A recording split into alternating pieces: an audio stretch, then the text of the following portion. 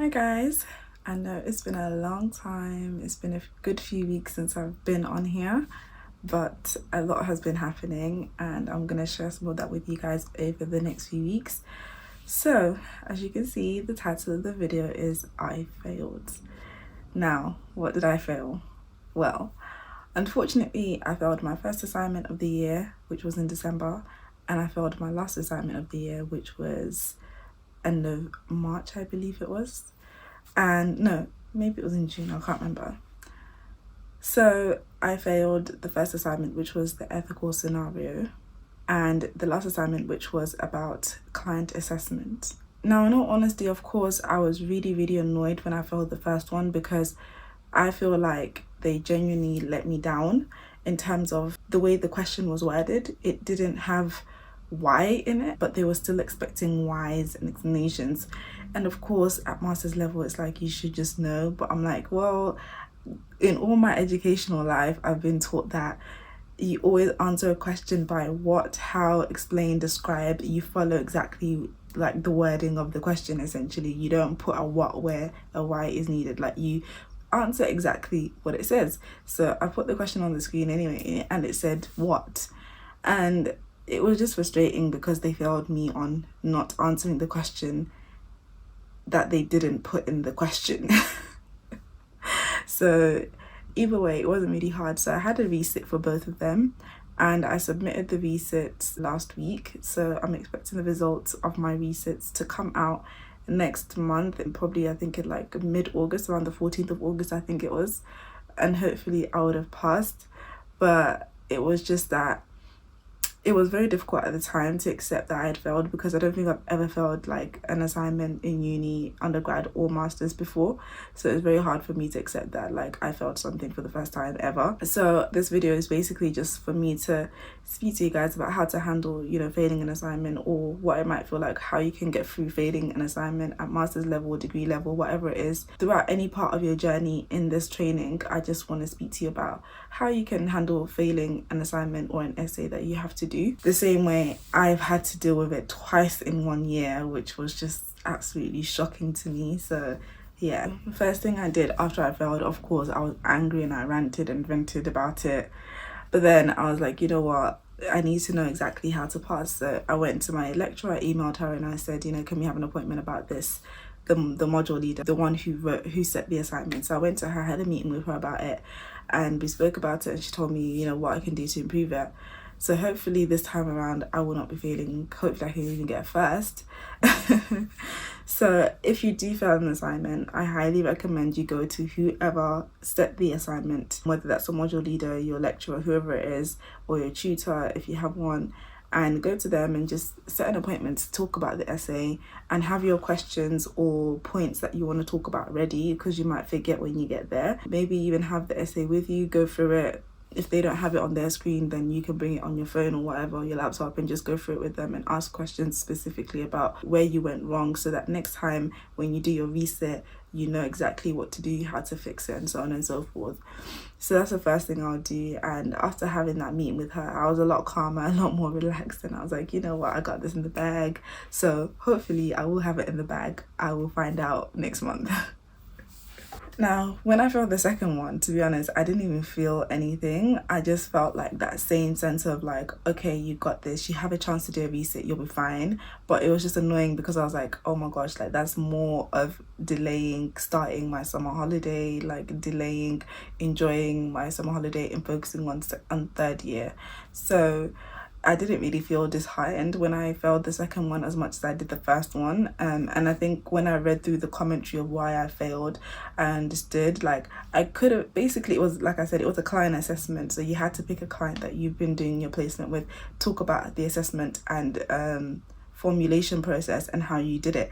And I understand I picked the wrong client. I picked a client that didn't do well for that assignment, which made a lot of sense because a lot of the stuff I wrote was hypothetical, not what I actually did. So that's why they failed me. If it wasn't for that, I would have passed. And even though it was hypothetical, I was still only 5 marks away from passing. So if I had just chosen better client, I still would have passed.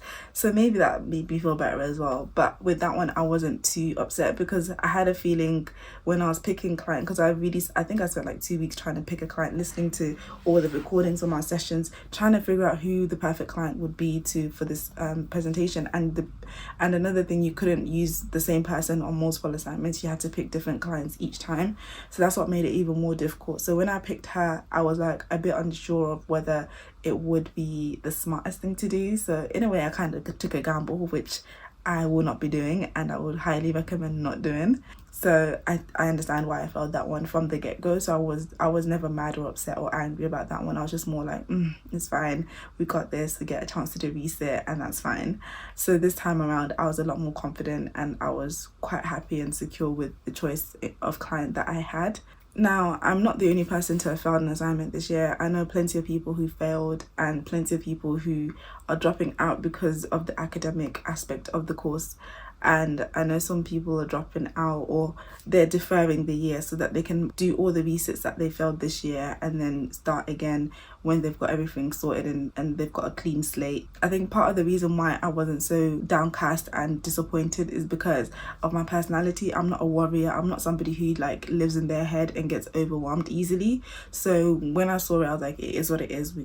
We go again and we get a resit and it's okay. Like, just work hard on the resit, know where you went wrong, take the feedback. And it was actually just my own thinking that when I was doing the first assignment resit, the ethical scenario, I literally messaged my group chat and I was like, guys, who did this? Because I literally wanted to message some people and be like, could you send me the one that you did? But I just asked in the group chat, I was like, oh, who did the ethical study? And then like I think like 5 or 6 people literally were like, messaged me and were like, do you want me to email you mine? Here's mine. And I was just like, oh, this is amazing. So like my cohort really came through for me and some of them emailed me their assignments because they passed. I was able to use that as guidance on how to make mine better this time around. So don't be afraid to ask people on your course as well. Another important thing is to not let failing an assignment define who you are as a counsellor or a therapist, because it does not define who you are as a counsellor or a psychotherapist. It really, really, really doesn't, which is another thing that helps me to stay level-headed and calm about it. I was like, you know what, this is a really practical career. This is not a career that is based on my writing skills, my academia skills, my essay writing skills, my ability to cite and reference texts. Like, no, that's not what this job is about. I allowed that to remain the focus of like my practice and my training. So I didn't measure myself based on how high my essays are or how low my grades are. It's literally about passing. Not saying that it's not important to pass your essays and to get high marks on your essays. If you can get high marks, that's great, that's amazing for you. So still work hard on getting good marks. But honestly, I had to remind myself that a few of my clients at my last placement, the school, were literally like, you're so cool, you're really, really good. And some of them, I'm the first therapist they've ever had. One of them was even like, oh, you're going to be such a great therapist. I know you're going to be an amazing counsellor to somebody. And it's been really great to have you as my counsellor. And like a lot of them were really grateful to have had me. And it just goes to show that that's how you measure your practice. That's how you measure how good you are, when your clients are happy, when your clients are thanking you and you know you've made a difference in their life. So not to say that this means that my academia doesn't matter, but I remember that my worth is in how much I impact my clients and how much I'm able to help my clients. So that sat with me and helped me remember that even if I've had an assignment, it doesn't mean that I'm a bad therapist. It doesn't mean that I'm a bad psychotherapist. It doesn't mean I'm a bad counsellor. And I need you guys to remember that as well. If you fail an assignment or an essay, which I hope you don't, I'm sure you won't, but if it happens that you do at any point, then just remember that, you know, you wouldn't be on the course and you wouldn't have made it through placement. You wouldn't still be doing your placement if you're a bad counsellor. And the fact that you have clients who keep coming back week after week after week shows that you're good at what you do. And it doesn't matter that you've written a 1,000 word essay and it's not like a 60 or a 72 or whatever. The fact is, when you're in the room and working with your clients, you're still doing exactly what you need to do. You're going to supervision, you're being ethical, you're following the guidelines, you know, you're writing your notes and you're thinking about your clients and you're planning your sessions with your clients, you're doing reviews, you're doing everything you're supposed to do. So that's the part that matters the most. So don't let the academic side bring you down too much, because it will pass. What matters is how much you excel in your practice. Another thing to keep in mind is that writing skills and therapeutic skills are completely different set of skills to have, and it's okay if your writing skills are not very great but your therapeutic skills are up there. That's what matters more, which is obviously the bulk of your career is your therapeutic skills. You won't need to be writing any academic pieces unless you want to become a researcher. You won't need to be writing academically while you're working. So don't worry if your writing skills are not up to par with your therapeutic skills. Work on your therapeutic skills. Be more concerned about that than your writing skills. So remember that your writing skills don't define who you are as a therapist, because they're completely different. One is academic and one is practical. And on top of that, my internal supervisor at university and my external supervisors have all had positive things to say about me. So that also tells me that I'm on the right path and I'm doing the right thing, even if academically I might not. Another thing about writing academically is that it's so hard to remember sometimes what you were doing in the room, because when you're in the room, you're in the moment. You're not sitting there thinking, oh, I'm using this theory and I'm using that, and you know what, I remember this research. You're not thinking that when you're in the room with a client. So the problem now with this kind of course is then when you're writing academically, you're literally trying to remember what theory you were using in the room at the time. Sometimes, I'm not gonna lie, when I'm sitting there with the client and they're talking, I'm like, oh, CBT would be great with this. Oh yeah, this would be great for this. Like ideas come into my head, but it doesn't happen all the time. But now, even then, even if that does come to my mind, writing about it in an academic way that pleases an individual marker, it's not like you know exactly what that marker wants. Writing to please one specific person is very different. You can say, oh, this is a theory I had in mind and this is why I thought it was good. But then that's not enough for them. You also then have to explain why it was good enough, which part you applied to your client, how did your client respond to it, how did you feel about it, what are the pros and cons of it. And those are things that you're not thinking about at the moment. When you're thinking, I'm going to do this with my client, you're not thinking, oh, the pros of this are this and the cons of it are this, and this is why I should do it, this is why I shouldn't do it. You're not thinking that in the moment. So that's why it's so hard to then translate it from what you were doing in the room to then putting it on paper and writing it in such a way that is pleasing enough to somebody who's marking it. Because you can just say, this is what I did and why I did it, but then they want references, they want this article to support it. And of course, you haven't read research on this, but you, in the moment, you knew that it was right, and you obviously have evidence that it worked for your client, and then they want you to back that up with research. So that's another thing, is then trying to translate what you did in the room onto paper and to a certain standard, showing and demonstrating certain things. Like, for example, in the essays, a lot of the things that they kept asking for was like social cultural factors. When I'm saying in the room with my client, the last thing I'm thinking about is like, oh, ethnicity this, race this, class this, sex that, and like thinking of all these social cultural factors. I'm not thinking about that.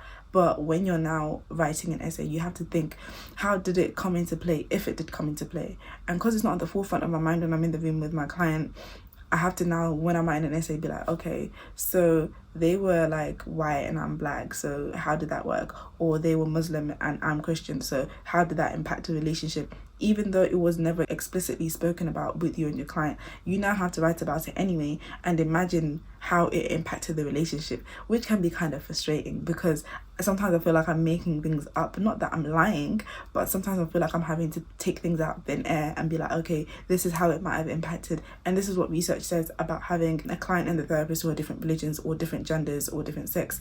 And it's like, that wasn't part of what we were talking about or what I was doing with the client, but because they want to see that you're aware of these things, you just have to bring it into the essay. Do you see what I'm saying? Like, even if your client comes to you and they're not even talking about racism, you still have to consider race if it might have impacted the relationship in a certain way. But anyways, all I can say is that ultimately what matters more is that you're doing well in your therapeutic practice. Of course, you still have to pass your essays and everything, but don't let that be the thing that defines you. What defines you is how your clients feel and how they grow and how they change and the lives that you're impacting. So let that be the thing that keeps you afloat and the thing that keeps you motivated. And like I said, it's easy to feel like you're a failure if a client doesn't turn up or a client drops out or you failed an assignment. But remember, there's plenty of clients who keep coming back week after week after week after week, because they could easily leave. I think in my old placement, I had multiple clients drop out. I think I had maybe like about 7 clients drop out, maybe 8. Some of them left the school. Some of them literally just didn't want to come back again after the first session.